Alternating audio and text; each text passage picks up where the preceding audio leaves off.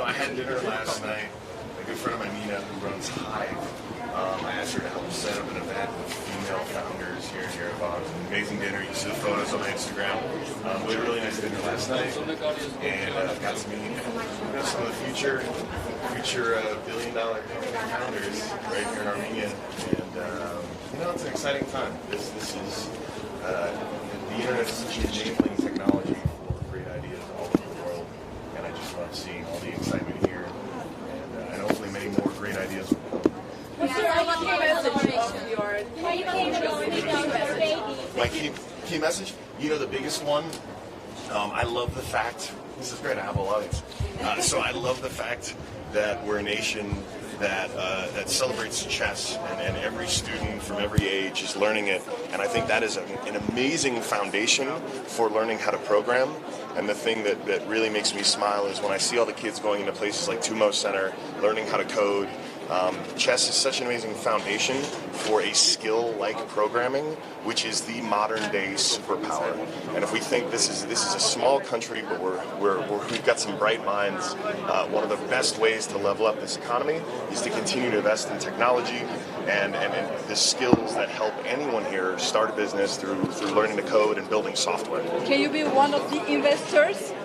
You know, we've got a lot of stuff coming up today, and I want to find more ways to be investing here. I did a limited run of some Shakmat, a cognac, because I wanted to share that with the world, and I think there's more to come. So stay tuned. Sorry, we have to go. Sorry, we have to go. Yes. Okay. Last one. Yes, my book Without the Brush is translated in Armenian, so we'll be doing a little event later today. But it's amazing to see, and I just need to keep practicing my Armenian because I still can't Armenian. But Can you pronounce any? I mean, stay tuned. I have to go now to go on stage. But thank you very much. Thank you. Merci.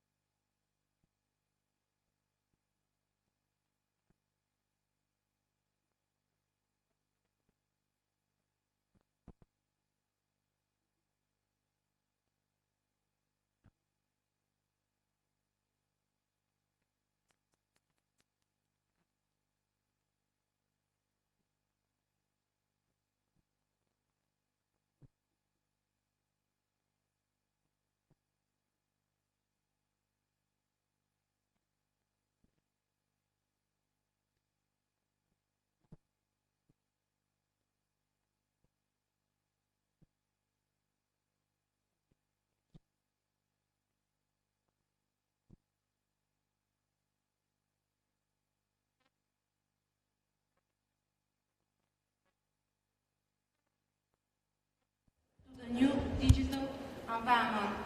In the modern world, the IT dynamic development calls for a continual update of both of the goals and the ways and means to achieve full and efficient e-government.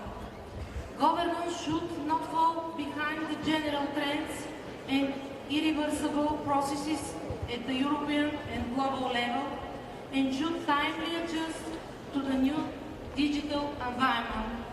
Apart from access to administrative services via internet, digitalization now stands for transform in-house business processes of the public administration units that are to be established and digital by design. The being to achieve better governance, efficiency, it is already needed that central governments should focus their efforts on the development of strategies and policies for public sector reform and modernization. In the process of strategic planning in the public sector, just in a business, it is imperative to make an analysis of technology development with an eye to the future. Additionally, the digitalization of procedures and services result in a drastic decrease of the level of corruption and ensure transparency and traceability. Digital inequality and digital literacy remain among the most serious challenges that confront administration even in the countries with advanced e-government. The digital divide impedes the achievement of higher economic efficiency. Cities are part of economic growth and are recognized as one of the fast-growing sectors of the economy. By its digital single market strategy, the European Union seeks to remove obstacles and to offer more opportunities for cross-border business. The aim is to create a digital single market where the free movement of goods, people, services, capital, and data is guaranteed, and where citizens and business enjoy easy and fair access to online goods and services, irrespective of their nationality and domicile. With regard to this, as a member state of the European Union, Bulgaria adheres to the common approach of harmonization of EU law standards and certification procedure in the field of digitalization. Thank you for attention.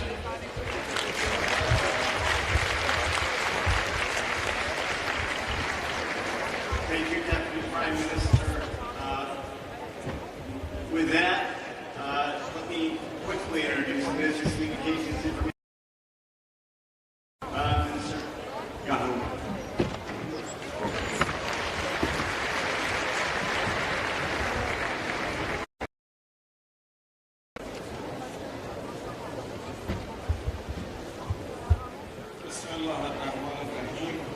Honorable Ministers, Excellencies, distinguished delegates, ladies and gentlemen.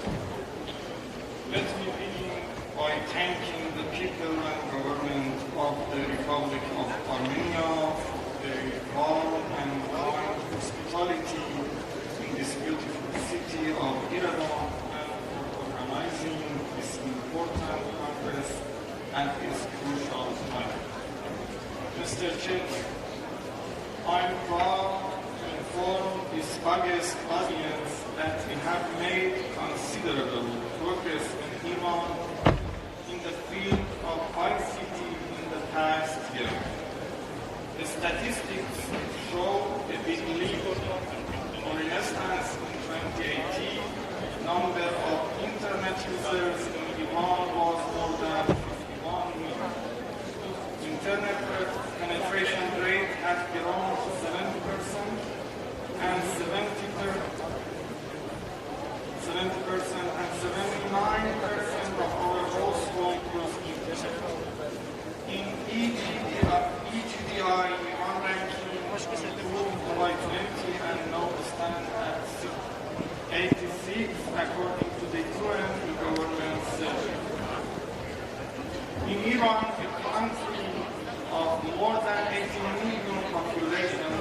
number of mobile broadband subscribers has passed 70 million.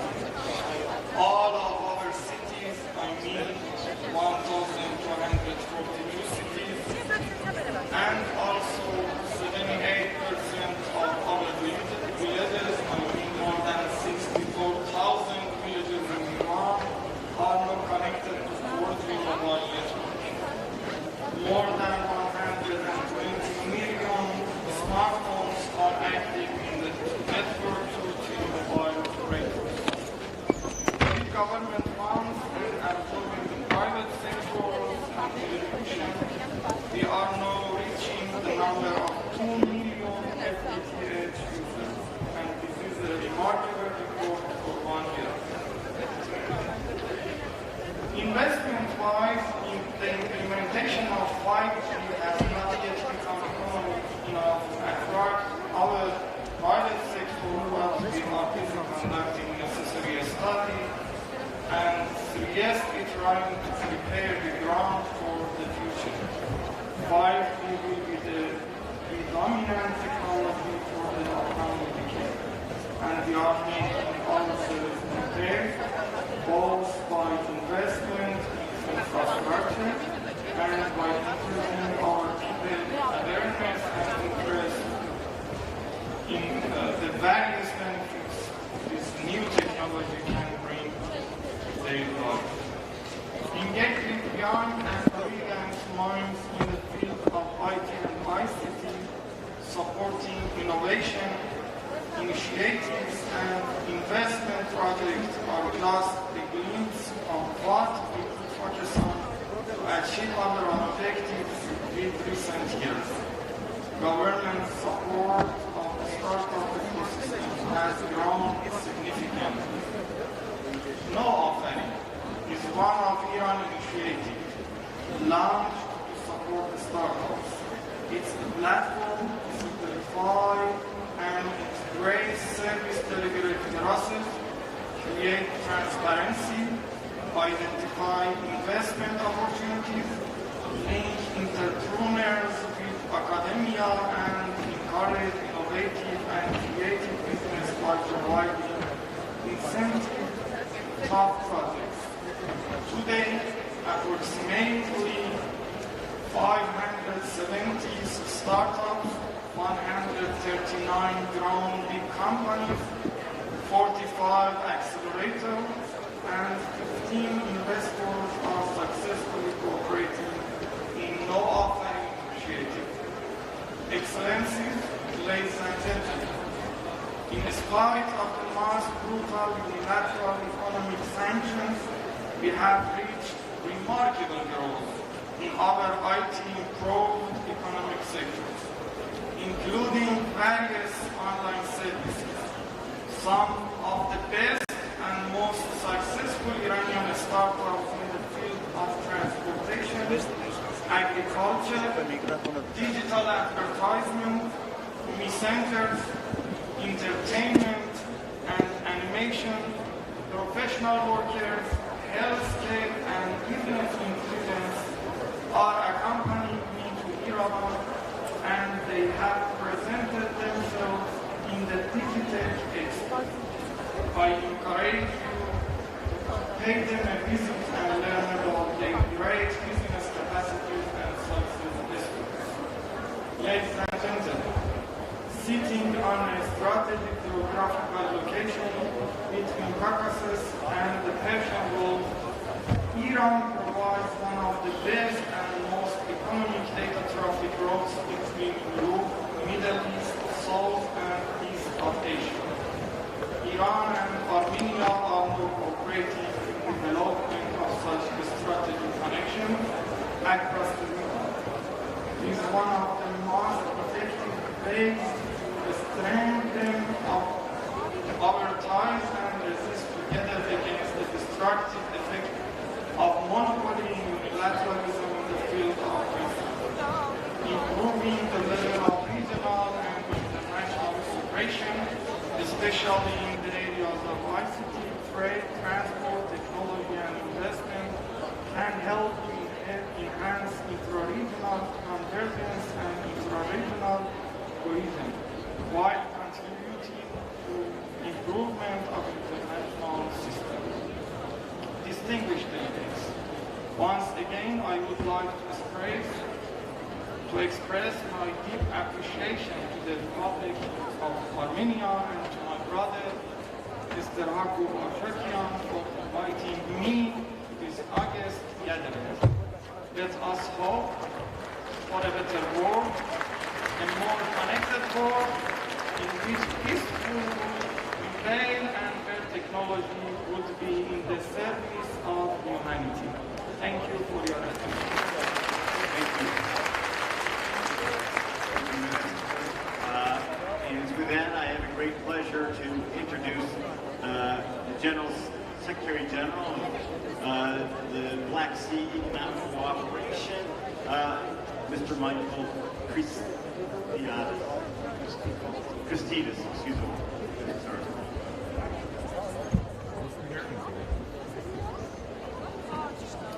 Thank you, Mr. Chairman. But as I'm not representing a state, I will not be dazzling the audience with any PowerPoint presentation, and allow me to speak from here because this is, after all, a discussion among friends.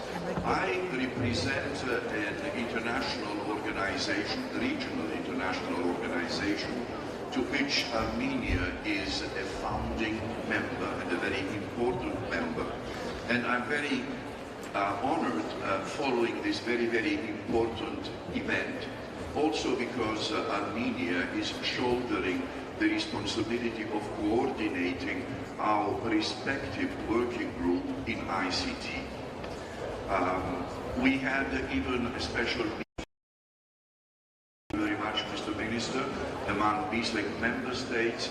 We tried to find ways about cooperating more and have a greater exchange of know-how in IT and innovation. And I'm sure that with the support of Armenia coordinating this working group, we will be able to achieve greater results in the near future. Because as you heard, the common denominator of what has been said here today is cooperation. We can't progress alone.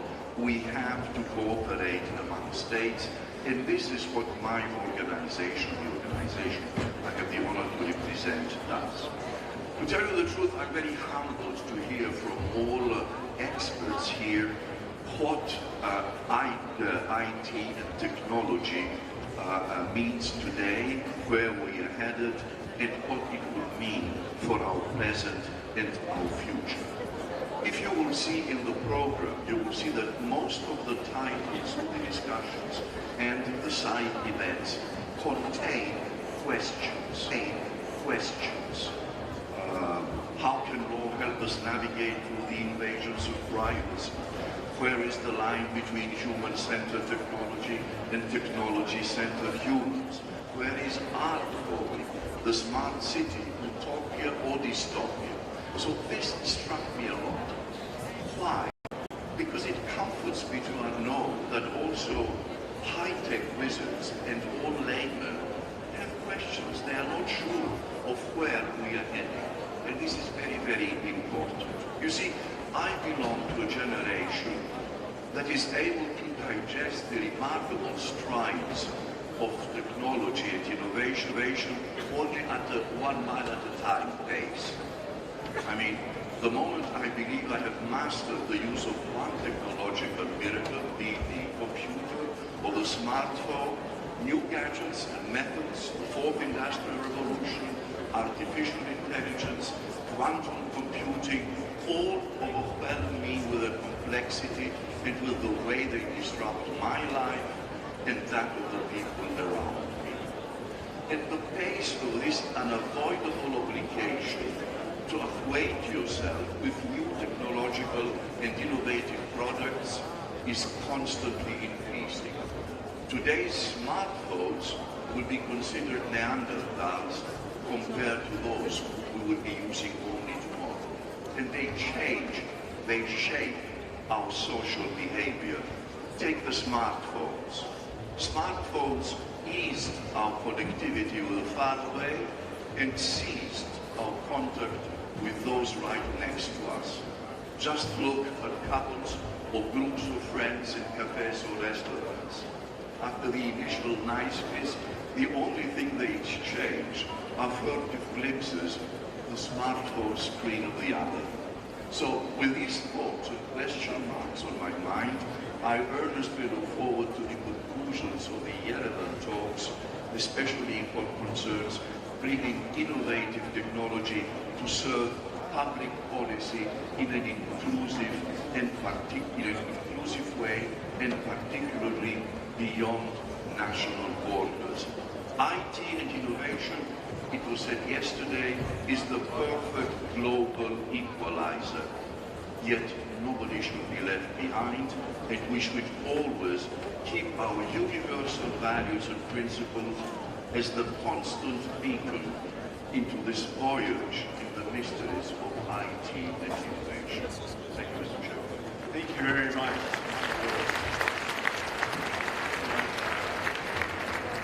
Et with that, it's my grand plaisir que je fais l'introduction de l'administratrice de l'Organisation internationale de la francophonie, Mrs. Carnot, and I see the house is packed for your presentation.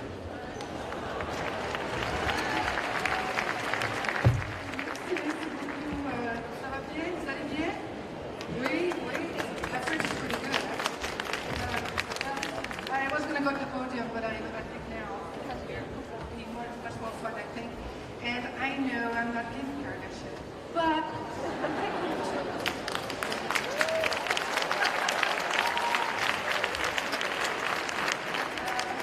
let me thank our host, for this gathering of the world experts of technology and digital. I think it's extraordinarily important. I'm amazed by all the work and the voluntary political will of all the countries to really get engaged in digital and how important it is for all of society.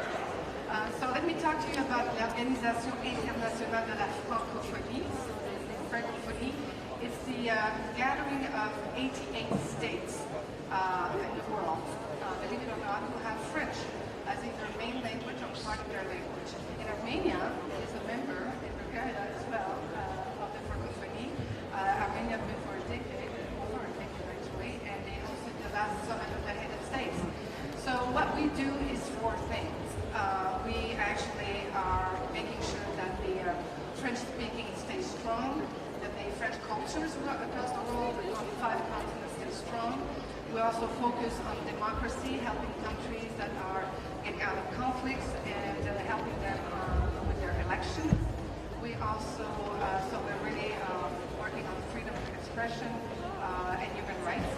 We also are very strong on education and training. And lastly, we are all in favor and having programs on sustainability, which is a hard word to say in English, but développement durable, we say in French. So our role is to make sure that we, as an organization, we listen to what the needs are in our countries and make sure that all the francophonie help each other, share expertise, support each other, collaborate, because we believe that it's very important that in face of all this very big power out there, mostly in the digital space, there is a place for other digital ecosystems. And so the French one for us is very important. The Francophonie one is very important. So what we do is obviously with the evolution of digital technology, making sure we're at the top of it, or at the very least not behind, is not an option for our countries, and it's not an option for any of us. I think we all share the same things. So there's things we do at the organization at that level. Is one, support the states and the governments part of our organization to deal and understand the issues of governance, for instance, of sovereignty, the issues of personal data protection. That's extraordinarily important. The other thing is that we think is important is to help public policy create public policy that will contribute to the or encourage this transformation to digital. And one of the biggest issues is access. Many of you have mentioned that, and access of technology, of internet, and the high speed. The reason it's so important is that there is a potential of creating a deeper divide between populations that have information or have access to information and those who don't. And unfortunately, technology can also widen that gap if we're not careful. So we really believe it's important to understand the environment we're in and be ready for it. The second thing we do is obviously technology is unbelievable. When I grew up in the north part of Canada, there was no English, it was only French. I had to drive 8 hours by bus to be able to actually hear English. Now with technology, that's not an issue, right? We can reach people all across the world, that we can connect with them. We can actually be more meaningful in terms of like the impact on the development of our countries socially and economically. So we've been really advocate of educating as early as possible, making sure that we leverage technologies because we learn differently, we work differently, we connect differently. There are new jobs out there. You've seen a lot of data just this morning. So the reality is quite different. And so we have to make sure that our countries are offering to their population the key to be able to succeed and to be part of this revolution and this evolution, in fact. So we're really involved in education. We are opening digital centers across the world, like mostly in Africa. I just did one in Chad not that long ago. The second thing is job, is helping young people. And we're focusing mostly on young people. And let me tell you something. 60% of our population, the Francophone population, is under the age of 34. So that's amazing. And we are 300 million people speaking the language of French. And do you know that by 2016, so in 40 years from now, this number will have doubled. So that's why we're focusing on youth and on women, because first of all, half of them don't have access to schools yet in most of some of the countries of la francophonie, and also because their apport, I don't know what the English word is, but their contribution to the economy is undisputable. So we are now creating programs and projects to help the insertion to jobs, to the new jobs that brings technology, and to entrepreneurship. And you can see labs and incubators all across Africa and here in Armenia and up in Eastern Europe, and across the world basically, but places you wouldn't have expected. I mean, I'm hearing about Bangladesh and Malaysia, all the work that's been done.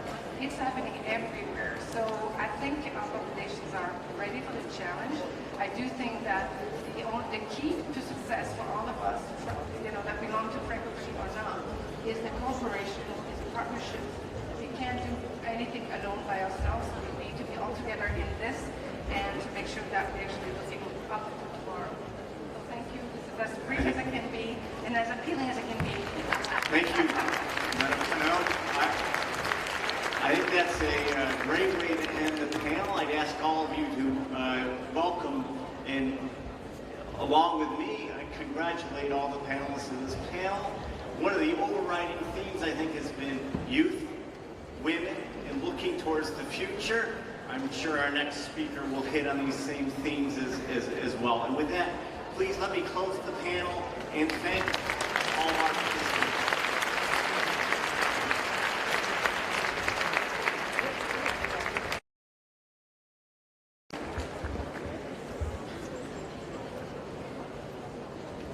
Thank you, Andrew. A round of applause, please, for the moderator who never gets the credit. Thank you. Our guest has arrived. It may be a few minutes till we get the go-ahead, but chill out. We'll be very soon.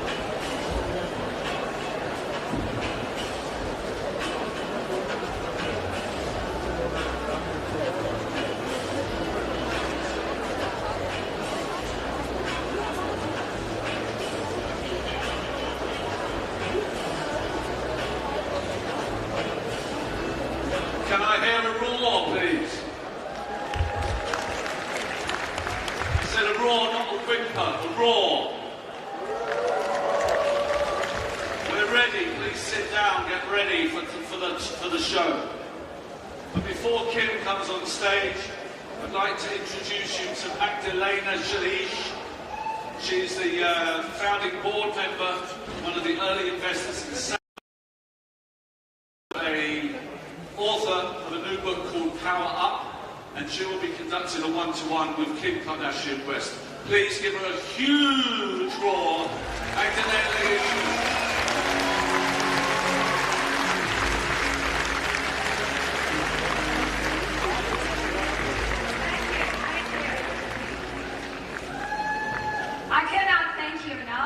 For having me here. You guys have given me the very best job at this conference. You know, when you guys often say something like, well, this next speaker requires no introduction. Well, in this case, it couldn't be truer. 250 million followers. But you know, I know how anxious everyone is to meet Kim Kardashian. Waste even of a nanosecond. I want to introduce you to Mrs. Kim Kardashian West.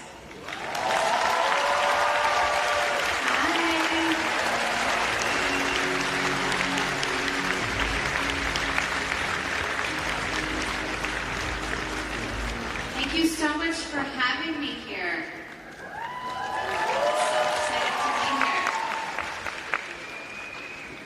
Well, it's an incredible moment for all of us. It's an incredible moment for the WCIT, and I think especially for Armenia. Welcome, Kim. Thank you. Thank you for being here. Of course, there's no place I'd rather be at a tech conference than in Armenia. It feels good to be here.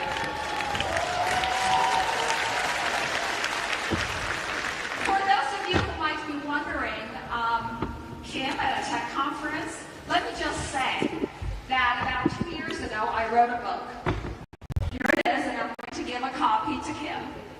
The book is titled Power Up, How Smart Women Win in the New Economy. The idea was to encourage young women to basically enter the technology field, to realize that actually you can be really successful. And Kim Kardashian West, you really exemplify winning in the new economy. Understanding technology, using technology, building an amazing follower base, building an amazing business. So today, what we really want to do, is get into your brain, understand how you started, understand how you built this amazing franchise. How do you keep it up? Being like a kid at 11 years old, or maybe I was 12 or 13, seeing the real world, and that was the first reality show of really its kind. I remember seeing that and thinking, this is really what I want to do, and I would tell my friends, and now I'm so blessed to work with the same production company as the real world. So I kind of always knew what I wanted to do, but I never really had a plan or a goal of how to figure that out.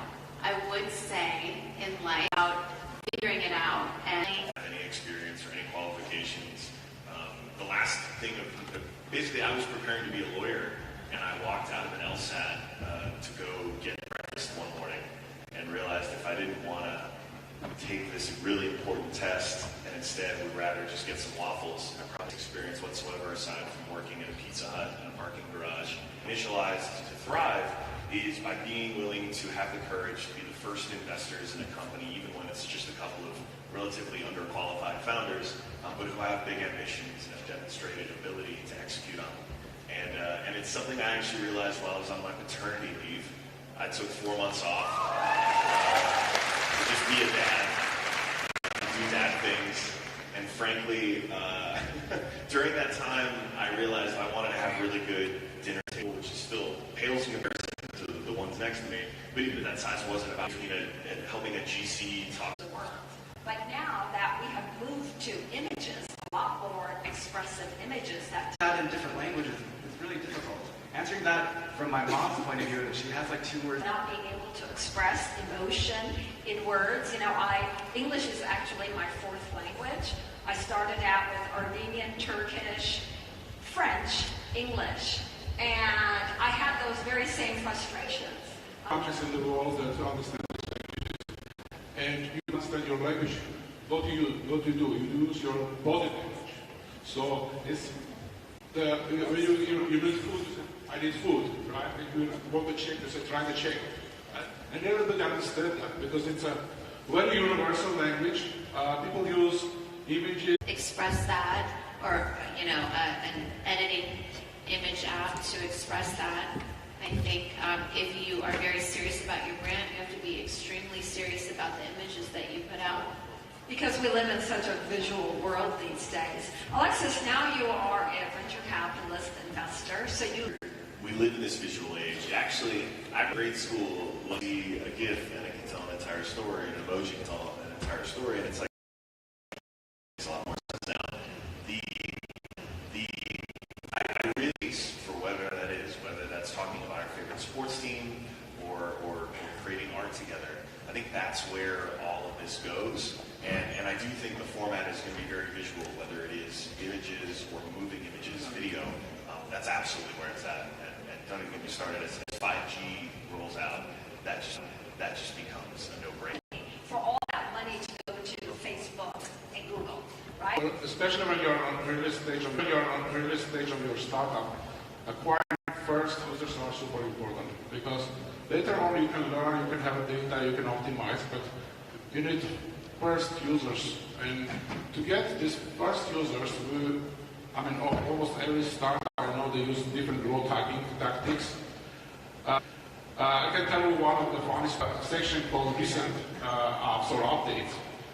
And in order to get to the top of the list, you need to submit your app Friday midnight, basically, and then you get a very high chance to be on the top of the list. So you stay there for almost a week, like on top of the list.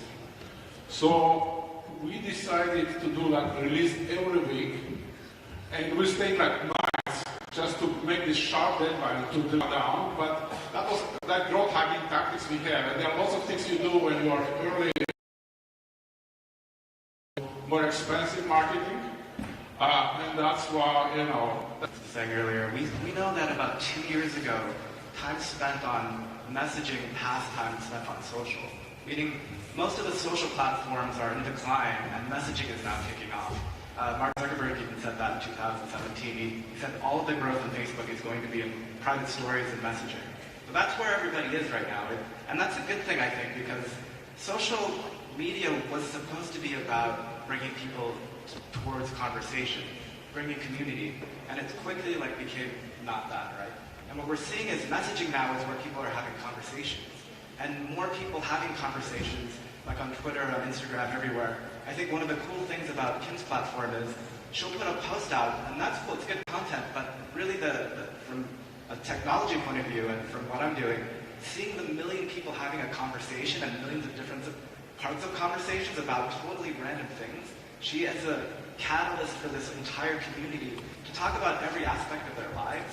And that, I think, is the future, and that's where people, when we talk about user acquisition, you have to go where people are. People are really in messaging and conversations, and if you can build products around that builds better community, that lets people talk to each other more effectively, that helps a lot of problems that social media has brought onto the world today.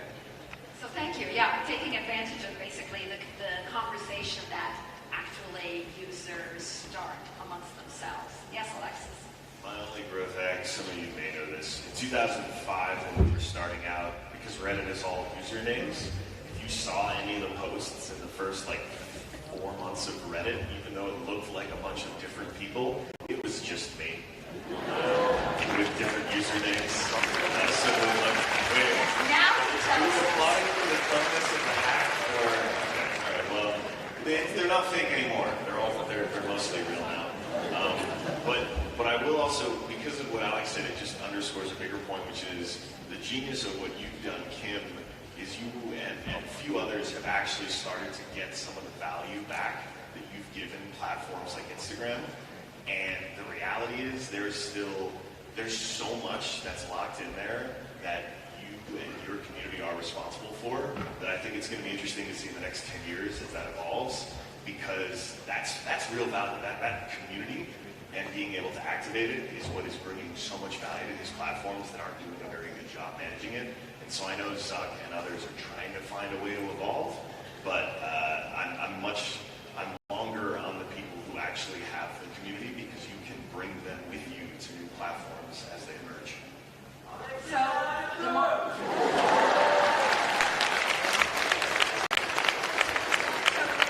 open up the topic of monetization, right?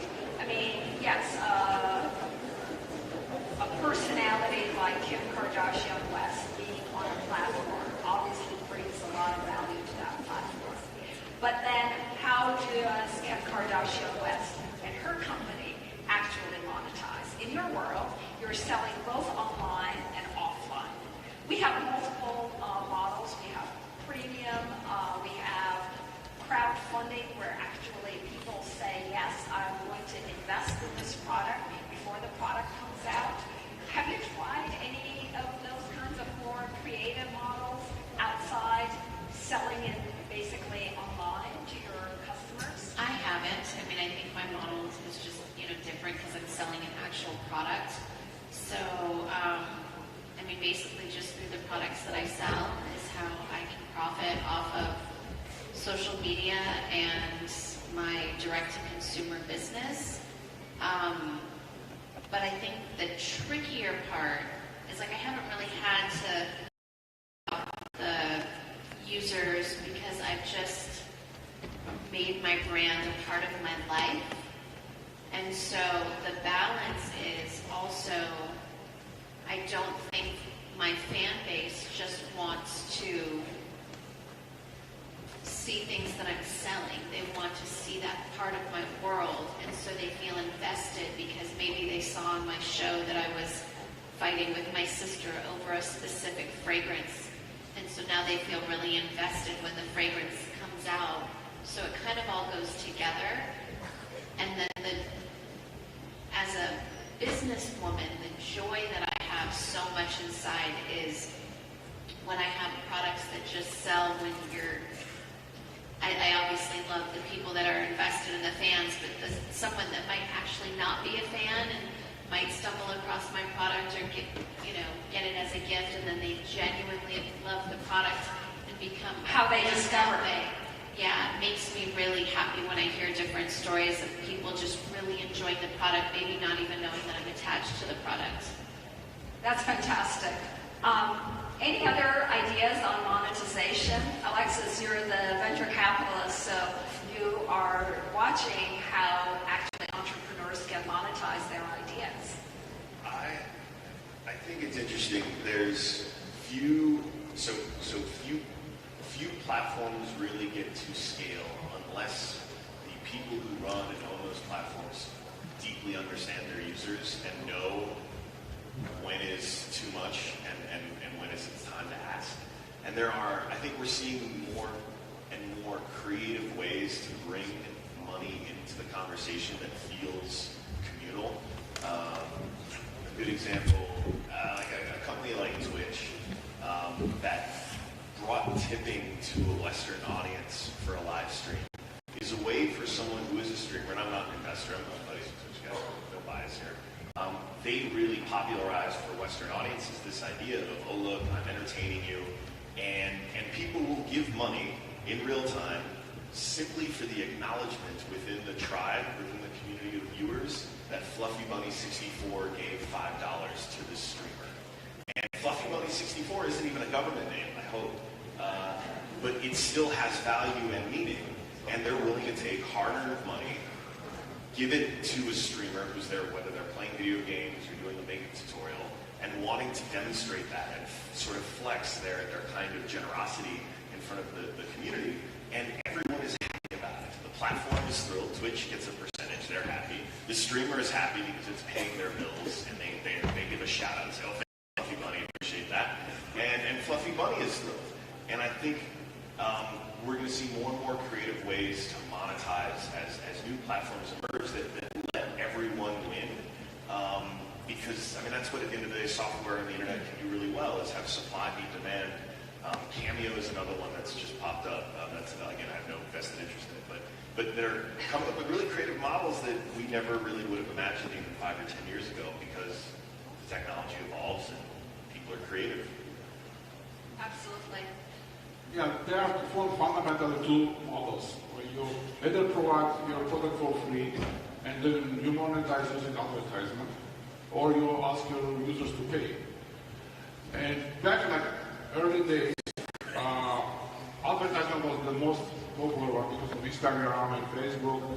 You know, so there was a venture capital wants to have a large scale out with more free and monetized through the advertisement. I see like last 2 years there's a fundamental change in that model, and today we see more and more successes on a subscription model. So apps like us and our competitors, and mostly in our segment, start monetizing by providing some premium features on top of the free. On top of providing lots of basic and free features, we start monetizing by providing some premium tools on top. I believe in long term it's good for our end users, because when you do advertisement business, your customer is not the advertiser, not the user. You're thinking about them, not our users.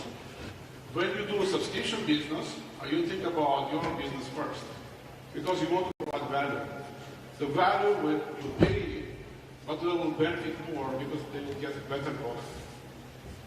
Absolutely. I think when someone is willing to put their money where their interest is, it shows they get value, and that's exactly what I think happens with your products, Kim. I want to change the discussion now and elevate it and go into some of the headier topics like public policy. Okay? We in the tech world sometimes get a bad name because we're doing what is very fulfilling at the moment. No government involvement whatsoever. We want to self-monitor. We feel we're smart enough to be able to do that. But I think the last 12 months or last 24 months have shown us that that doesn't always work. So I'm curious to get your thoughts on, self-monitoring of technology companies, especially content producers, like you guys have all been in the content business. How do you do that? Any ideas, Kim or Alexis? Let's start with either one of you.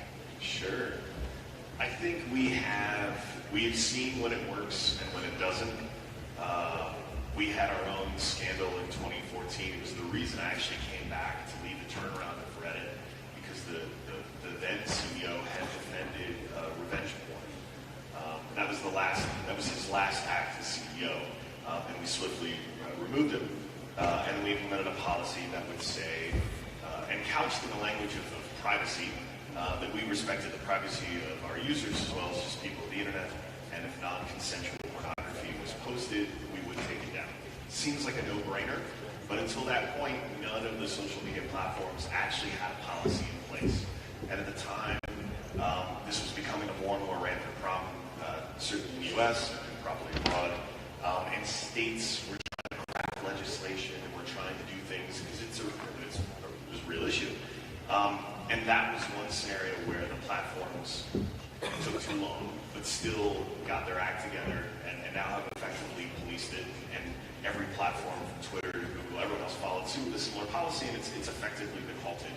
And so God forbid if one of those photos gets submitted there, it does get taken down promptly, immediately, and the user is banned, etc. And so I think there are instances where policing itself, or it's sort of good enough. But I think the reality of what we've now seen in the last few years is the effect and scale and impact these platforms have, not just in the U.S. to promote, hate or worse. And so I think with surgery, you want to talk to as many surgeons as you can or doctors before you do it. Likewise, I would love to see more technologists at the table when these things are being discussed. And I would like to see less of situations where sitting senators are asking Mark Zuckerberg, what is your business model? Because that is dumb. Like, you should have done the homework before you know what the business model of Facebook was, for instance. No question think that was really a very sad moment for the United States Congress. Having said that, I also think that us technologists have a responsibility to educate the lawmakers and make them understand. How much time do you guys, Alex and... A pretty large search engine. This happened in the first year. And we have an entire team dedicated to moderation, also editorial, because we would do searches for things like women or men. And if 1 billion people a month are searching for women on your search engine and looking for visual representation of what women are, you need to be able to represent a worldwide view. So we had an entire team come in, and we made a call as a company not to optimize for click-through rates, so more and more people clicking on things like the way the internet works. And we had a team that came in and made a very inclusive, diverse, and someone wrote about it, representation of men, women, children, of pretty much every topic that you can see in culture. And we're not doing the best job yet. I mean, we try the best, and I think we're better than most everyone on the internet, but I think having technologists in the room is great, but we also need cultural philosophers in the room in tech companies. Because honestly, we're just making this up. Like when people ask, is this a good page that represents the term like happy or love? We don't know. We're just a bunch of engineers trying to figure out, this is what 100 million people will send the next hour to represent love to everyone they know. What should those images be? And that's a lot of responsibility we have. And it has to be multicultural. It has to be representative of, it can't just be a bunch of white dudes representing love to everyone, right? Like maybe in Silicon Valley. But so that responsibility falls on us, and we spend a lot of time on it. So in the very beginning we decided not to have any adult content. We wanted to be kid safe. We wanted to be representative of the culture, but honestly, it's a very hard problem because we don't, as technologists, we aren't the best people to say what is appropriate for culture. But governments aren't the best people today for that either. We don't actually have experts telling us what we should be doing. What you're basically saying is we need more social scientists. We do. We need academics. Philosophers. In technology, I think every startup should have academic social philosophers that are part of the technology. There should be a new job called Chief Social Officer or something. That is someone and this is, all my PhD friends are like, yes, I need a job. Yes, I need a job. But we need those people because we're not the best people to be making this. Oh, excellent point. Havanas, you live in a world where actually people get to change each other's art. So, in fact, overseeing that becomes even more complicated. Right. We have a special form of creativity called remixes. It's similar to music, where you take music and then you personalize it and get your own stuff on top of that. And you basically want a new form of content. So the same we do with pictures. We allow people to play with pictures, and it really lowers the barriers of because it's much easier to start with content than with the blank page. I think blank page is the biggest killer of creativity. So we don't want that. And as you remember, the company started because of my daughter, and I really want to be a safe place for people like her. And not only safe, but also positive. The whole sentiment of the should be positive and encouraging. And going back to your questions about the policy and regulations, I think what we really need is definitions. We don't want to invent our own way of thinking which is bad or good. It would be good to have, like as you said, the social people in the government maybe to really understand the social networks and help us to define what is fake news, what is bad thing, what is good thing, versus us to decide. We can do that, but sometimes we will be wrong, and if we are wrong, then people will blame us. So we don't want that. We want to have a very good to the public. So Kim, on this panel, you probably... So there hasn't really been anything that I have posted, and now that I'm a mom, my choices of what I would post today might not be what I would have posted 4 years ago, and I think that something that everyone has to be cautious about is that once you do post it, it's posted forever. So, I mean, I definitely have been well aware of, you know, maybe things that I would have posted before that would have been racier than what I would be comfortable posting now.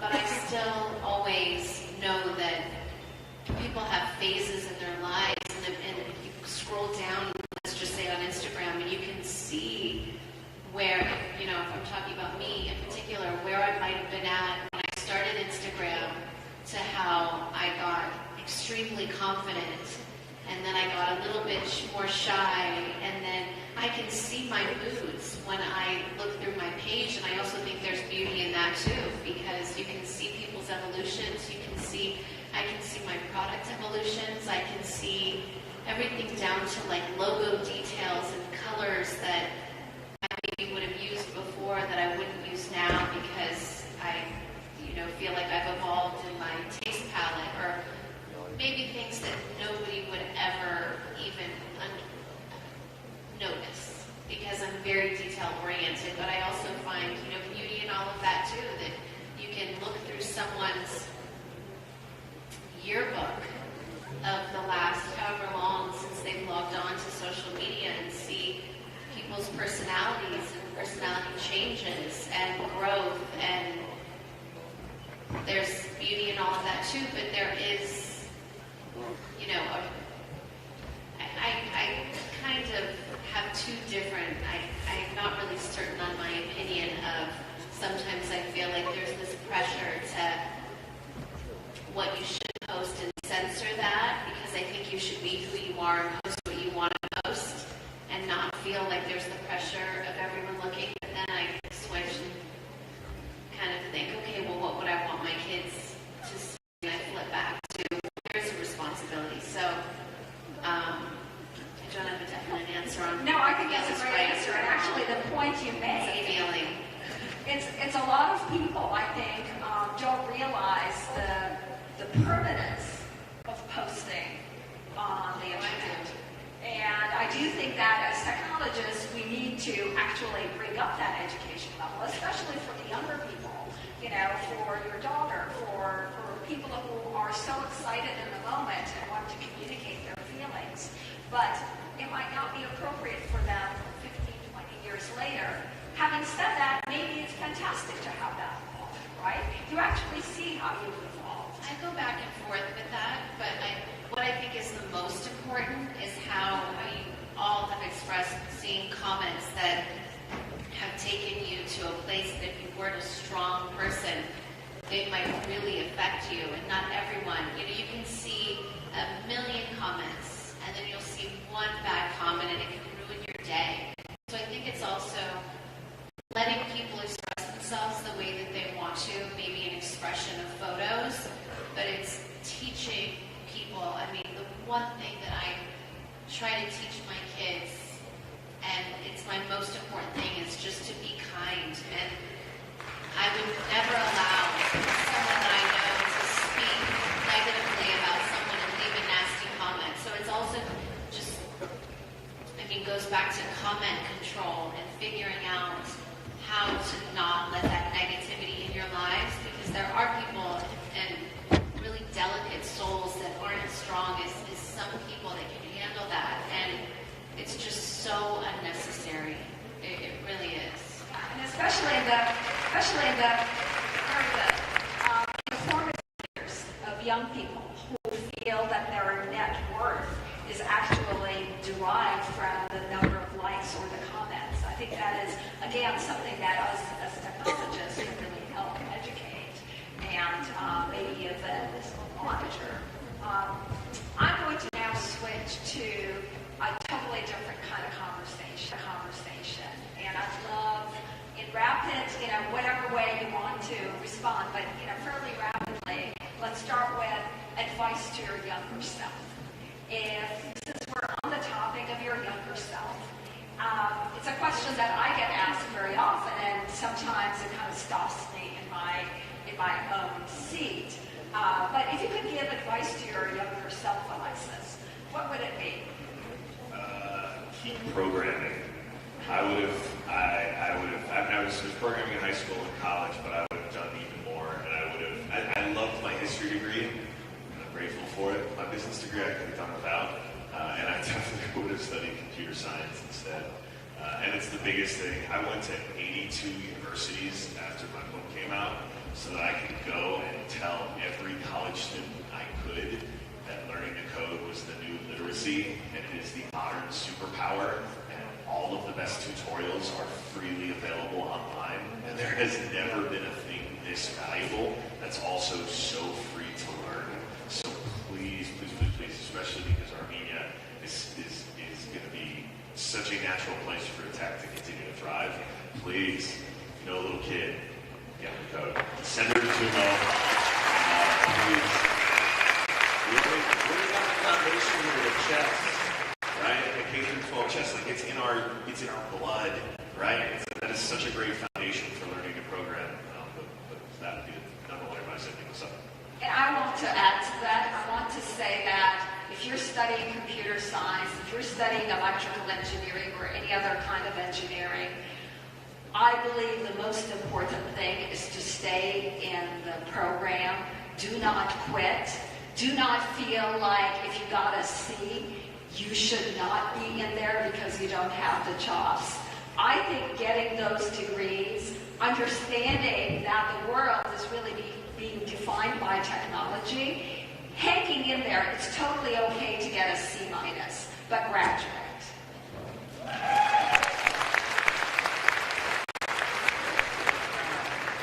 Once you graduate, like I went to engineering school, once you graduate, then you can find out that you actually don't want to do engineering and then pay for your own art school.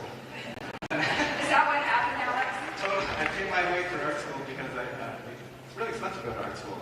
But after post-engineering school, engineering's hard, but it's really gratifying. No question, it's hard. But it is super gratifying. I mean, I use engineering every day in some way. People don't really realize that graphic design and designing they're all just solving the same problems. It's actually the same thing if you've done both of them. You're just taking a problem and solving it. And anyone who's doing that in business or engineering, the medium is just different. Musicians do that, mathematicians do that. It's just a way of thinking, so it's more just being educated. To answer your question of what I would tell myself, I tell myself all the time, lots of things. But this is your younger self. Yeah, I tell myself, my younger self, you should have done that. But the number one thing I learned was, it's just going to be okay. I feel like, especially youth right now, I have a lot of niece and I have a lot of young friends, and they're so stressed out because of the world, and there's so much pressure from social media. Not only do you have to be popular in your high school, you have to be popular in every high school because all of them are connected by Instagram. And so everyone is so stressed and has so much anxiety. Are they going to have a job? Politics, the world, climate change. It'll be okay. Like, we had the same problems when I was growing up. It'll be fine. You know, like, just every day. As long as you know that it's going to be fine, then you have some hope that you can be a part of the change and make a difference. I really wouldn't want people to give up and not see that there's hope in the future. The future is going to be crazy, and I hope I'm around to see it. Yeah, and just to add to that, you don't need to be Mark Zuckerberg. You do not have to define success for yourself by a certain age.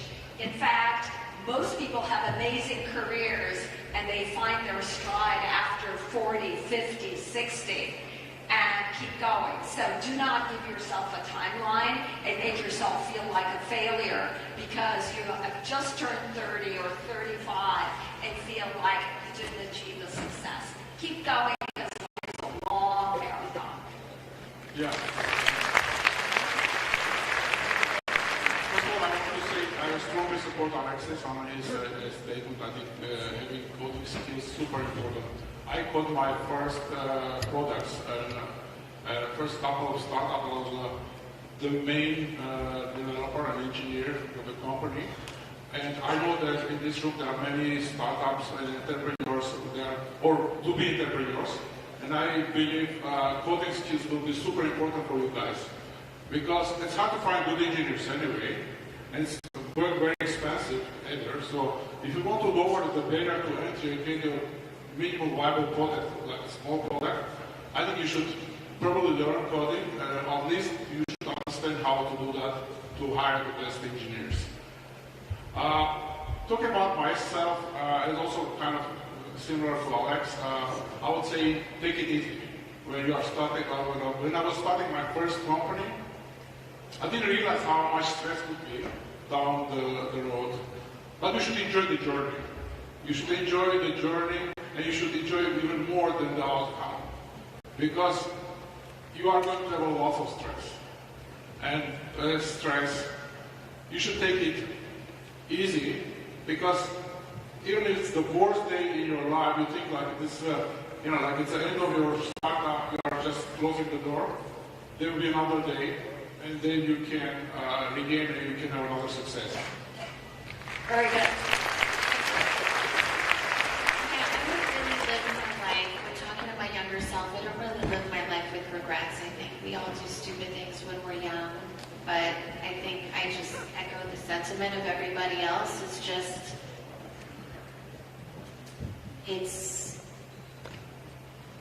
we're all going to make mistakes, so just don't be hard on yourself. And how we were talking earlier about winging it in life. You know, I'm 38. I started law school at 37. It's really never too late to do what you want to do, and you can do anything that you really want to do. So, like, have fun in those mistakes that you're making. Make sure that they're worth it, and have fun in life, and wing it a little bit. Wing it is the lesson. Fantastic lesson. Okay, so next I'm going to ask the question that I was asked when I spoke at the Commonwealth Club. And maybe it's my most favorite question of all of my speaking engagements. And that is, if you could come up with just one idea to change the world, just one idea, and it can be completely fantastic, meaning fantasy. It doesn't have to be based in reality. What would it be? And before I ask my panel, I'll tell you what I said. I was just asked this, and I was given 30 seconds to come up with something, or 30 seconds to give my answer. And I thought, and I said, one idea that I think would really change the world was if men could get pregnant and nurse babies. If that could happen, the world would be a very different place. So with that, I'd love to hear what you all, the one idea, and it can be total blue sky, it doesn't have to be based in reality, that you would like to change the world with.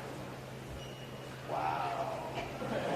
Mine was just, if something just comes off the top of my head, mine was thinking more of U.S. because we have the worst prison system in the world.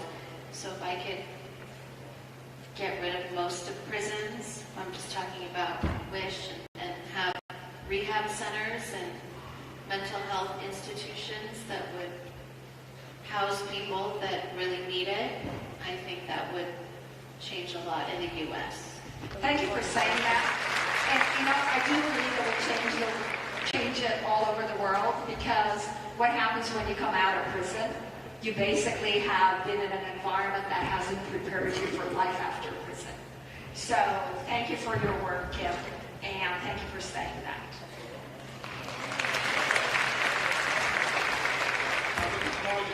As a technologist, my team was technology related. So I wish the visual storytelling became as natural as writing, and even be like connected to your brain. So the way you visualize in your brain, you can easily create an image and show to the world. Because we have a lot of things here, and ability to convert this to the visual story will be the best things you can have in your life.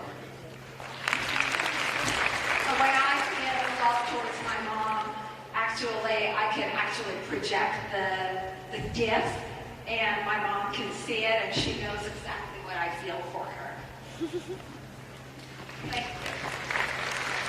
That's like a very deep and question that has a lot of responsibility to it. No pressure. No pressure. You can sit it out if you want. No. You can't sit this one out. You have to be a part of the solution, right? So for me, if you're gonna give me that, it has to be about poverty, right? And it has to be about freedom of people. And I think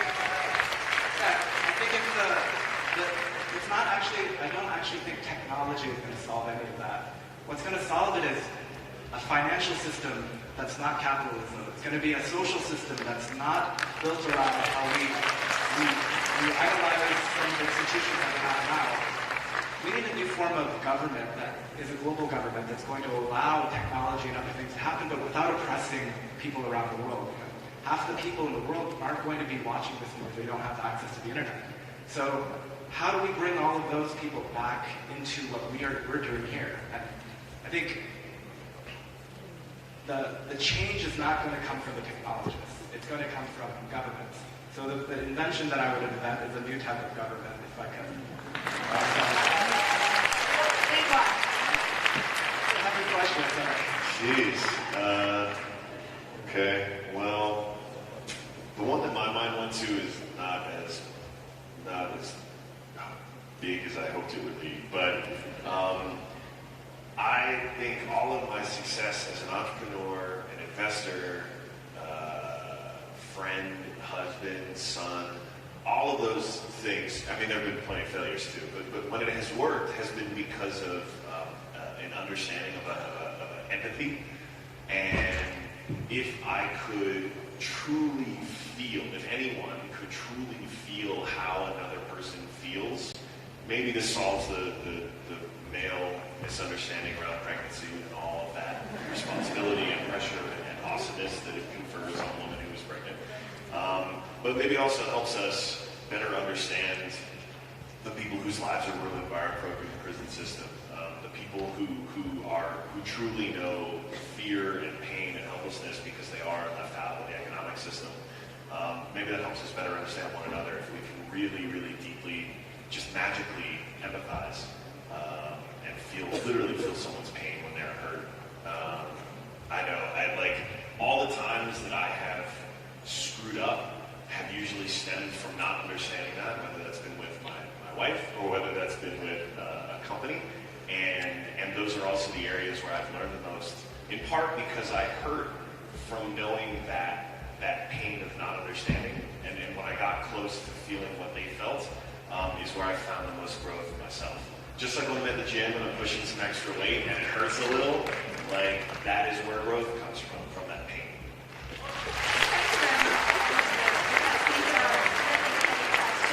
I appreciate you being in there and answering. We have about 2 minutes left, so very little time. This has been a very fun session. So before we leave each other, what I would love to hear from you is back to the entrepreneur, back to big business. And the one business that you wish you could have done out there, the one that got away. You know, sometimes you look at a company and say, gosh, that's such a great idea. Or you look at a product and say, gosh, that's such a great idea. I wish I had done it. In real rapid succession, because we don't have much time.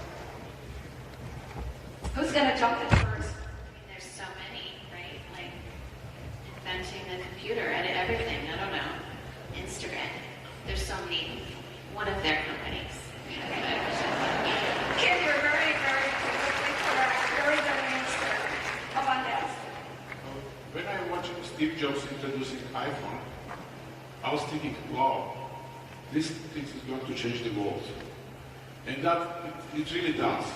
And this is probably the biggest invention which happened in my lifetime, which changed the life of so many people. I wish I was that guy.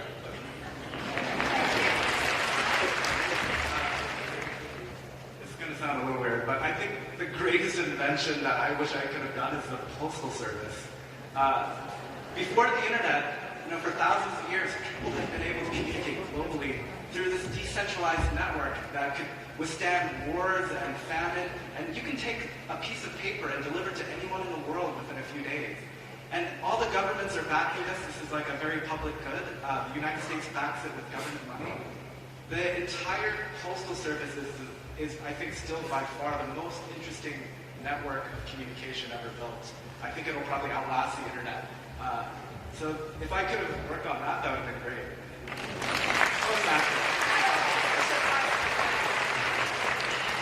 And Alex? I mean, there is a laundry list of companies I wish I had invested in that I missed. The thing that I got to live a little vicariously through, thanks to social media and all of you, was the revolution. And I know it's not a company, edge of my seat, excited and so proud and so amazed. And I wish I could say that I actually had a role in it. I had none aside from a few retweets. But that that is it. Very good. Well, thank you very much for being such an amazing audience. I want to also thank all my panelists. It's not every day that you get to sit on a panel with someone who has 250 million followers. So thank you for agreeing to be part of this panel. And Kim, specifically for you, thank you for making the trip all the way out to Armenia to be part of this. Thank you, everybody.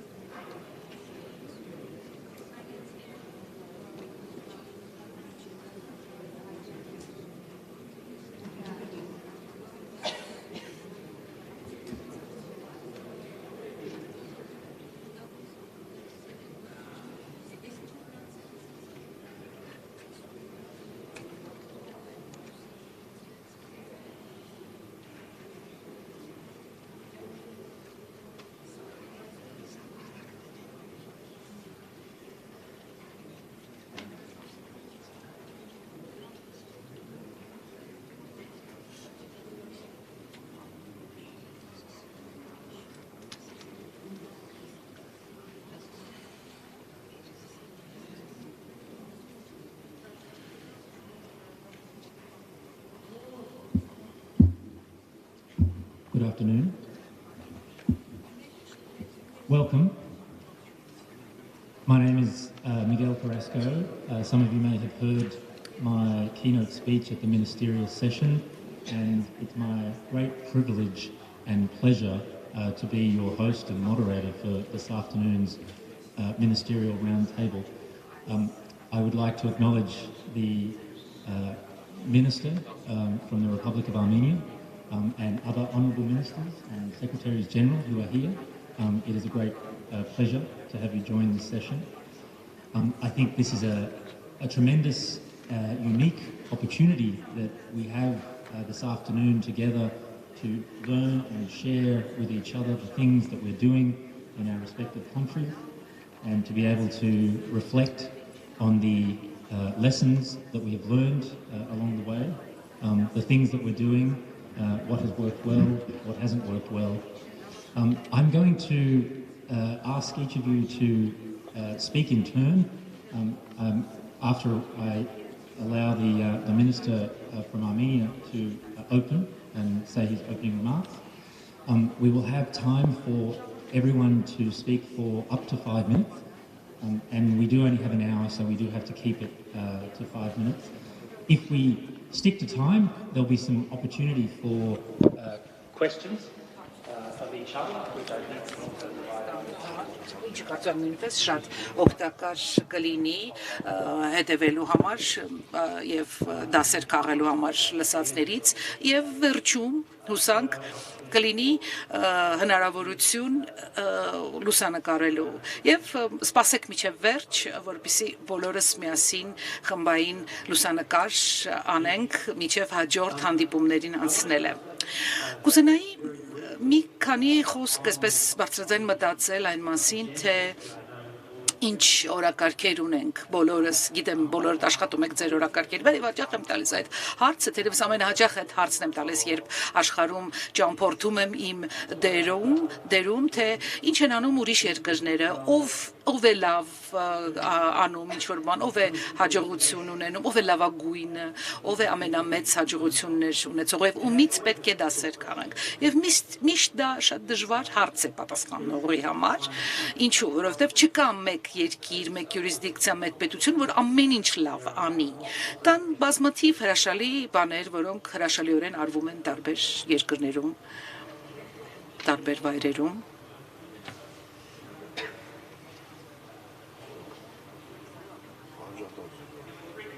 Չի անջատվեց։ Խոսում է թե չի խոսում։ Բայց ոչինչ չեմ լսում, անջատվեց։ Ներեցեք ինչ որ սնակի ձայնը ընդհանրապես անջատվեց։ Երևի միկրոֆոնն անջատել։ Տղա ջան, մի քիչ արագ գնա։ The issue isn't usually having a plan or not having a plan.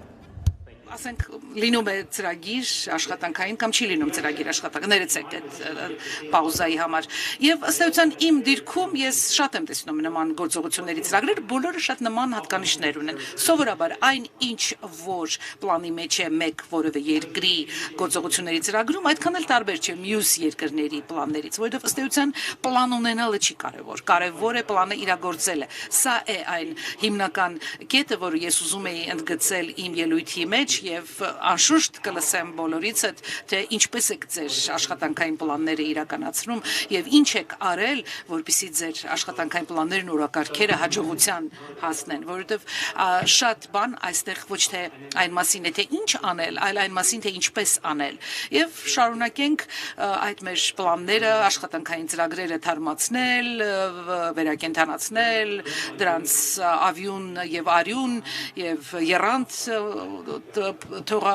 փոխանցել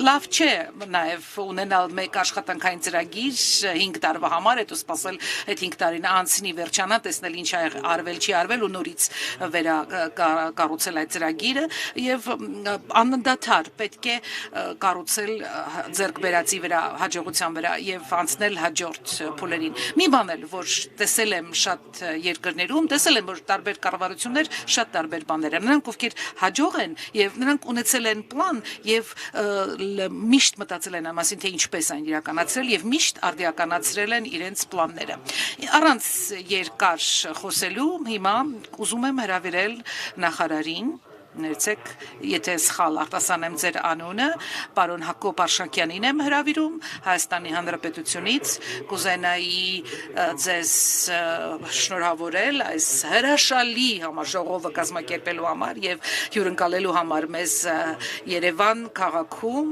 եւ խնդրեմ ձեզ եմ փոխանցում խոսքը շնորհակալություն իրոք Ես կուզենայի նախ եւ առաջ ողջունել կրկին անգամ մեր հարգարժան հյուրերին, նախարարներին, գոլեգաներին, գլխավոր քարտուղարներին եւ իրոք մեծ պատիվ է բոլորիս համար ձեզ հյուրընկալելը Հայաստանում եւ շատ շնորհակալ ենք, որ ընդունել եք մեր հրավերքը եւ եկել եք Հայաստան այս շատ կարեւոր օրերը մեզ հետ անցկացնելու համար։ Կուզենայի ըստ էության ընդգծել այն հնարավորությունը, որ ստեղծվել է մեկս մյուսին ծանոթանալու, միմյանց հետ հանդիպելու եւ տետատետ հանդիպումներ ունենալու համար բոլոր երկրները ամեն մեկը իր տեղում, իր տեխնոլոգիական արդյունաբերության մեջ տարբեր բաներ է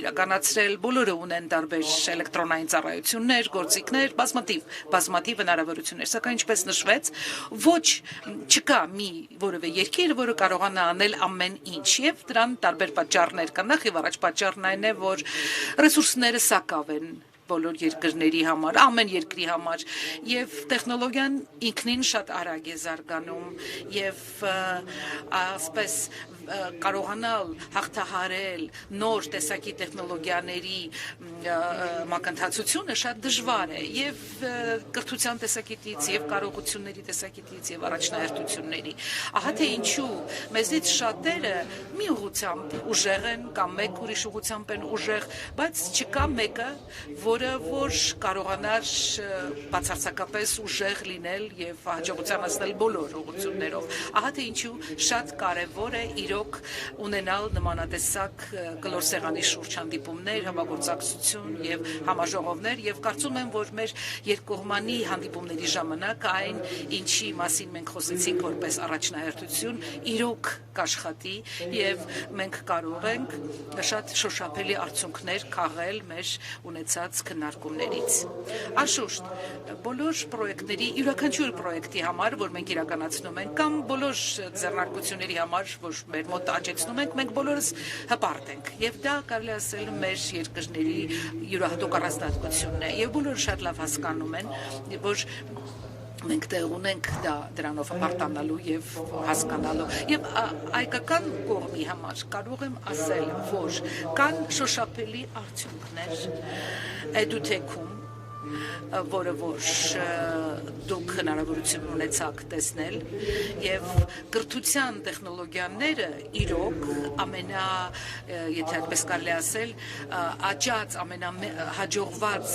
կողմերից են արդյունաբերության եւ մեզ տարիներ տևեց որպեսզի կանք հասնենք այս կետին առաջին հայացքից թեթև է հեշտ է երևում որ կարելի է անել մի բան որ արել է ինչ որ մեկը իր երկրում բայց կարող եմ հավաստիացնել որ էդութեք աճեցնելը, էդութեք կրթությունը զարգացնելը Հայաստանում երկար ժամանակ պահանջեց եւ դա իրոք պահանջեց մեծ ջանք եւ կառավարության կողմից եւ կրթության ոլորտի կողմից եւ նաեւ այն կամպանիաների կողմից ովքեր որ այն կառուցել են եւ մենք հիմա բաց ենք այդ մեր փորձը ձեզնից յուրաքանչյուրի եւ բոլորի հետ կիսելու համար եւ եթե հաշվի առնենք տեխնոլոգիաների մյուս մասերը կարելի ասել որ մեր ըստ էության մենք կառավարություն մենք նախարարությունը ընդունել է ասոցիացիան ինժեներական ասոցիացիաների առաջարկները, որոնք նույնպես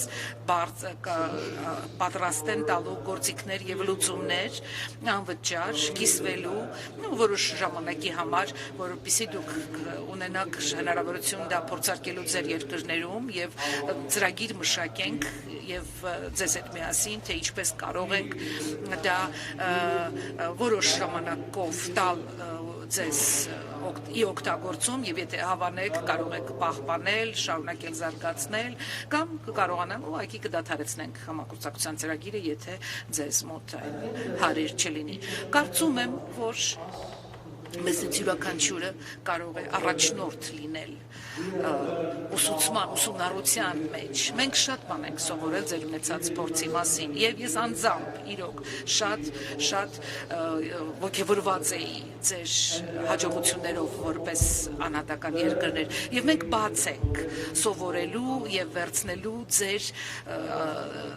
ունեցած տեխնոլոգիաները, որը ձեր կամքով իհարկե կօգնեք մեզ ընդունել։ Կարծում եմ մրցակցությունը անցնում է անդին տեխնոլոգիաների օգտագործումից, այսինքն եւ ավելի հակառակն ասեմ, տեխնոլոգիաների օգտագործումը եւ հաջողությունը մրցակցությունից անդին է գնում։ Եթե մենք իրոք շարժվենք մեկ ուղղությամբ, կարող ենք ուժեղ եւ հաջողությունը կիսել միմյանց հետ, ուժեղ կողմերը կիսել։ Եթե գնանք ուրիշ ուղղությամբ, կարող ենք կիսվել մեր թերություններով, կարող ենք իրոք օգտագործելով լուծումները փորձարկված համագործակցել եւ կուզենայի նաեւ շեշտել, որ ցանկացած բան կարող է տրվել ցանկացած բան, որ կտրվի ձեր երկրներին, մենք պատասխանատվություն կստանձնենք, որպեսզի այն աշխատի, որպեսզի այն գործի եւ նաեւ պատասխանատվություն ենք կրում էկո համակարգ ներարկելու համար կրթության ծրագիր, տեղական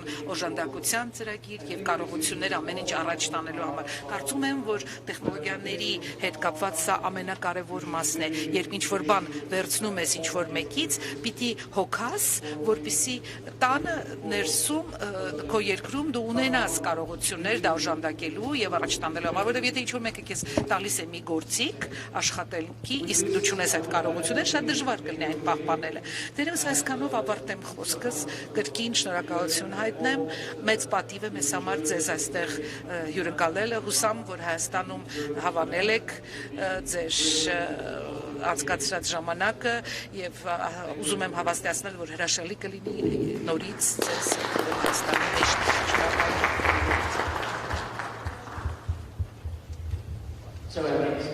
ներեցեք, հաջորդ սպիկերը կլինի Աֆղանստանի նախարարը եւ մենք այսպես սեղանի շուրջը կփոխանցենք խոսքը այդ բնական կարգով ձեզ 1 րոպեանոց ժամանակ կտամ պատրաստվելու, եթե չեք առարկում, խնդրում եմ սկզբում անպայման ներկայացեք եւ մի քանի խոսք ասեք ձեր դերի մասին, ձեր գերազանցություններ, տիկնակ եւ պարոնայք, իմ անունը Ֆահիմ Հաշիմի է, ես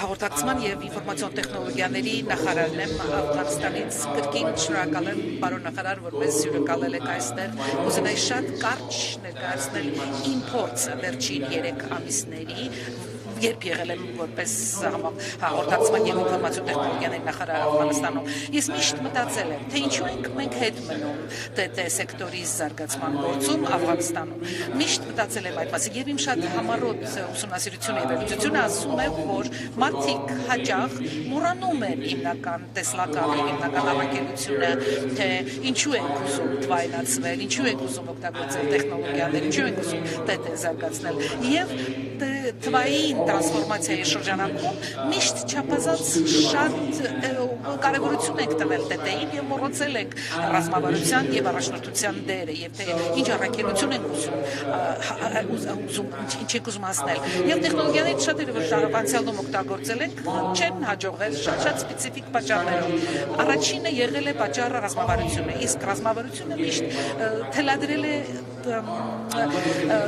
վերցնել ասենք պատճենել այն ինչ անում են ուրիշ երկրները, մոռանալով թե ինչքան տարբեր է մեր երկրները։ Ըստ էության, երբ որ առանձին ես թողնել մոռանալ տեղական գործոնների մասին, որոնք ազդում են ձեր ներքին երկրի պլանների վրա, դրանք կարող են հանգեցնել անհաջողության։ Երկրորդ մասը եղել է պրոյեկտների կառավարումը։ Մինչև կառավարումը միշտ գալիս են պլանները։ Միշտ մինչև պլանները մշակել ես միշտ խոսել եմ գործընկերներիս հետ Բանգլադեշից եւ ասել եմ, որ երբ սկսել եմ ուսումնասիրել ռազմավարություններն ու պլանները, հայտնաբերել եմ ավելի քան 60 պլաններ միայն ի կառավարման մասին եւ դրանցից մեծ մասը ուղղակի եղել են պատճեններ ուրիշ ռազմավարությունների եւ ուրիշ պլանների առանց իրականալության հարիր ուսումնասիրության, առանց ուսումնասիրության թե ինչն է ըստեյության իրականալի, ինչ կարելի է իրականացնել։ Հենց դա է պատճառը, որ այսինքն այդ պլանը միշտ պետք է կառուցվի ճիշտ իրականալիության վերլուծություն անելուց հետո եւ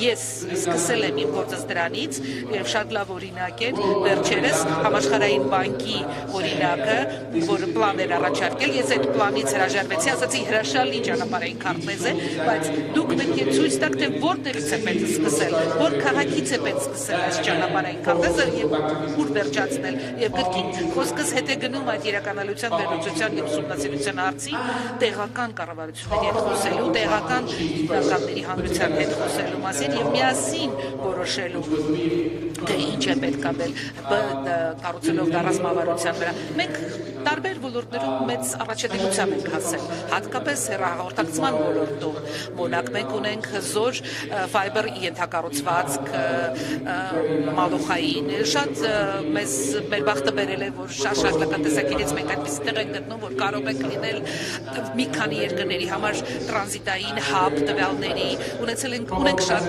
տաղանդավոր աշխատանքային ռեսուրսներ եւ բավականին հզոր մասնավոր սեկտոր եւ կառավարությունը հասկացել է, որ իր դերը պետք է կատարի տվային տրանսֆորմացիայի ոլորտում եւ ստանձնել է։ Հիմա մենք փոխում ենք ուղղությունը, մտածում ենք մասնավոր սեկտորը ավելի շատ ներգրավելու, մտածում ենք ձեզ հետ աշխատելու մասին, մտածում ենք համագործակցության եւ հաղորդակցման մասին, փոխհաղորդակցման եւ հնարավոր է, որ շատ մոդելներ այստեղ մեր մոտ զարգացած մենք կարողանանք հետ տալ ձեզ եւ նույնիսկ բացատրել, թե ինչու որոշ պրոյեկտներ չեն աշխատել եւ ինչու են որոշները պահանջել որոշակի միջավայր։ Մենք բաց ենք համագործակցության մասին, մենք բաց էթի շուկա ենք, այս վերջերս մենք ավարտեցինք մեր ICT արդյունաբերության զարգացման քաղաքականությունը եւ բազմաթիվ նախաձեռնություններ ենք անելու եւ մեծ ներդրումներ են սեկտորում եւ մինչեւ 5 րոպե անցնի դեռ ունեմ ժամանակ հուսամ 30 վայրկյան շատ բարի։ Ուրեմն այս 30 վայրկյանում կուզենայի ասել բոլորիդ սեղանի շուրջ նստած,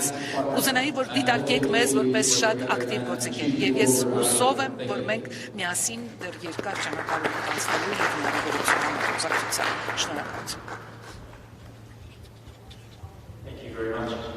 Շնորհակալություն։ Հաջորդ խոսքը տալիս եմ Բանգլադեշի ICT նախարարին, պարոն Փալակ։ Խոսքը ձեզ։ Շնորհակալ եմ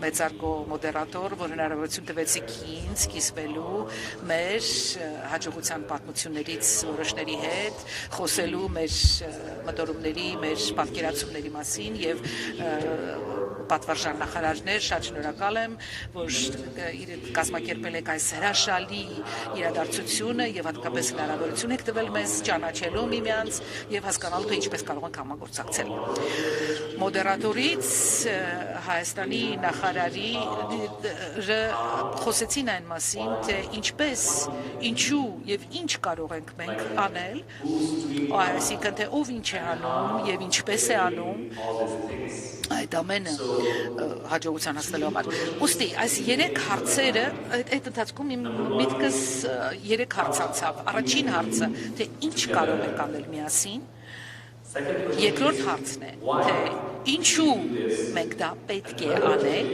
եւ երրորդ հարցն է, թե ինչպես կարող ենք դա անել, իրականացնել։ Այսինքն, եթե մենք ուզում ենք պատասխանել այս բոլոր 3 հարցերին, ես կուզենայի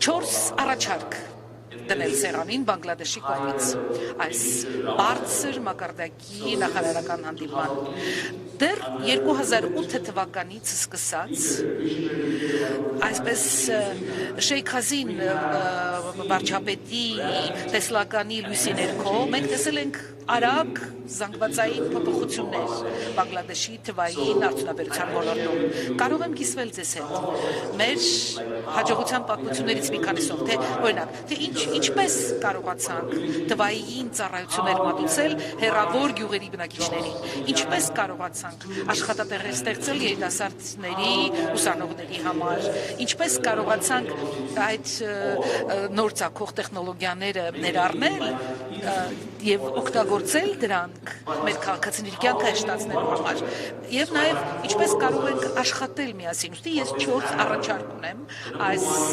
պանելին, այս մեծարգո հավաքին։ Առաջինը հետեւյալն է.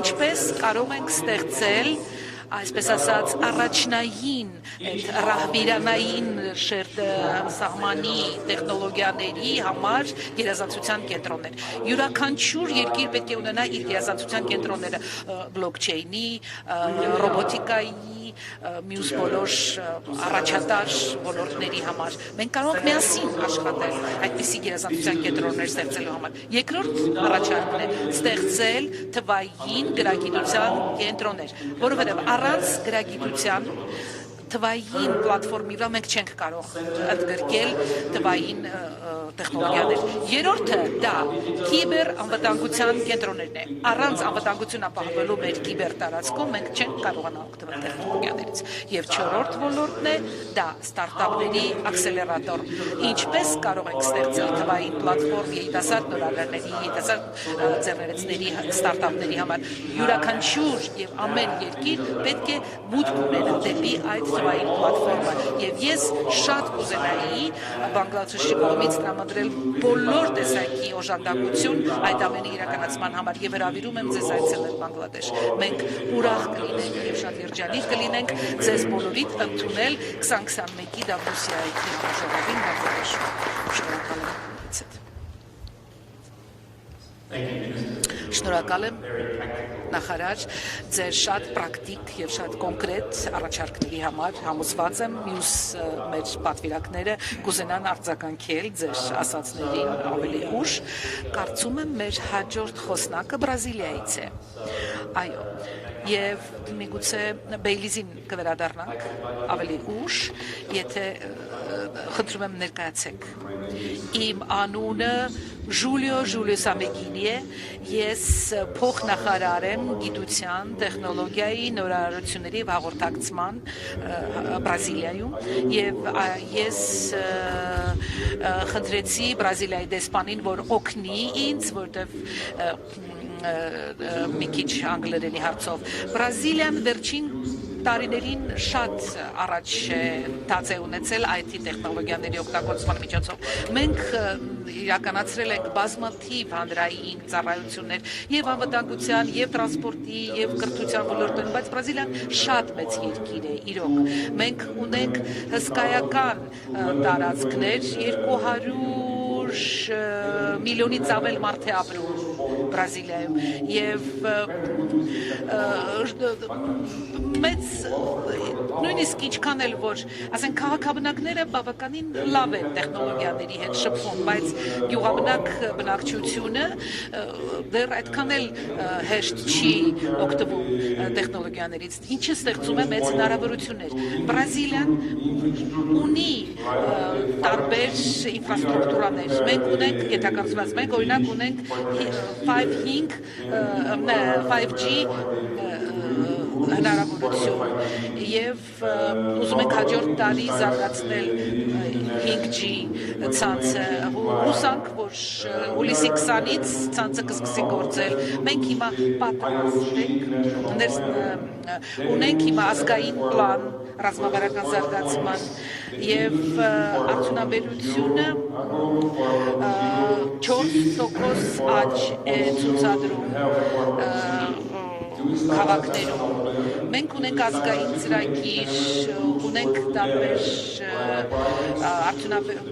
տարբեր խմբեր, օրինակ պետական մասնավոր համագործակցություն, համալսարանական, ակադեմիական եւ արդյունաբերական համագործակցություն։ Մեր այդ պլանները սկսել ենք վերջերս եւ բավականին լավ արդյունքներ ունենք այս պահին Բրազիլիայում։ մի քանի կան կենտրոններ, որոնք աշխատում են ազգային եւ միջազգային պրոյեկտներով ենթակառուցվածքների լուծումների զարգացման վրա։ Մենք սկսում ենք ստարտափների զարգացման կենտրոններ, այսինքն օժանդակում ենք, որ մարդիկ իրենց նոր նախաձեռնությունները իրականացնեն եւ ներդնում ենք պետական միջոցները ստարտափների նոր արդյունաբերական նախաձեռնությունների ՏՏ ոլորտի զարգացման մեջ։ Բրազիլիայում ներկայումս բավականին լավ հնարավորություններ կան ներդրումային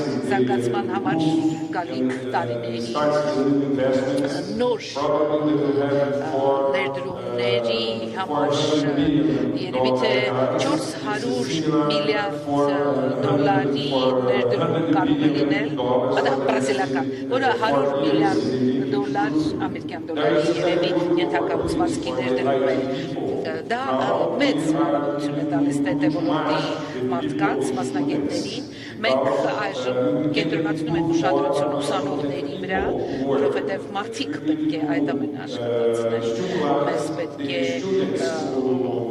շահագրգռել ուսանողներին, որ ընտրեն գիտությունը, գնան տեխնիկական ուսումնառության ուղղությամբ, որովհետև մենք պետք է կրկնապատկենք Բրազիլիայում ՏՏ ոլորտի աշխատողներին, ինչը նշանակում է, որ ավելի շատ ծախսումներ պիտի անենք, ավելի շատ հաղորդակցում եւ համագործակցություն պետք է հովանավորենք եւ շահագրգռենք եւ կարծում եմ, որ այդ ամենը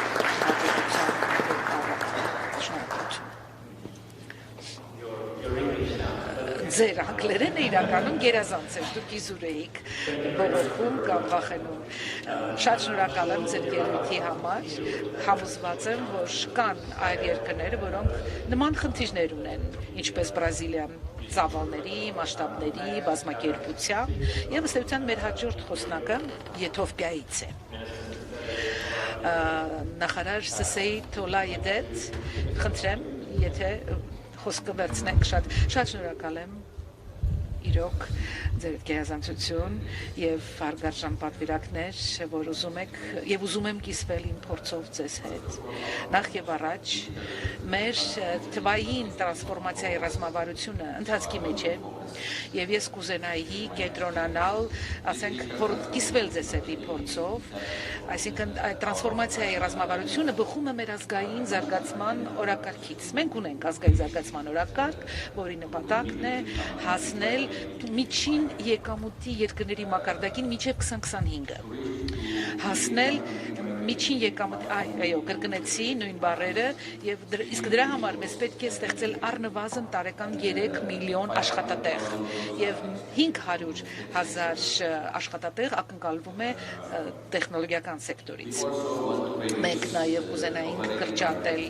աղքատությունը 50%-ով պլանավորած է եւ դրանից ելնելով դրա վրա մենք կառուցել ենք մեր ազգային ռազմավարությունը եւ նաեւ ունենք ռազմավարության մեջ առանցքային ուղղություն թվային տրանսֆորմացիայի ուղղությամբ, որը որ վերջին փուլում է գտնվում եւ այսինքն ռազմավարությունը 1 ամսվա ընթացքում պատրաստ կլինի եւ կներկայացվի կառավարություն, բայց ուզում եմ այդ ռազմավարության սյուներից մի քանիսը այստեղ բարձրացնել։ Ռազմավարության սյուներից մեկը առաջին հերթին դա իրավական համակարգն է, իրավական շրջանակները, այսինքն պետք է հոգալ, որպեսզի համապատասխան իրավական համակարգը արկա լինի, որպեսզի մասնավոր սեկտորը գա ներդրում անի այս ոլորտում։ Երկրորդ ռազմավարական սյունը դա ենթակառուցվածքներն են։ Ենթակառուցվածքները իմ երկրում կարելի ասել բավականաչափ ուժեղ չեն գալիք թվային տրանսֆորմացիայի պահանջները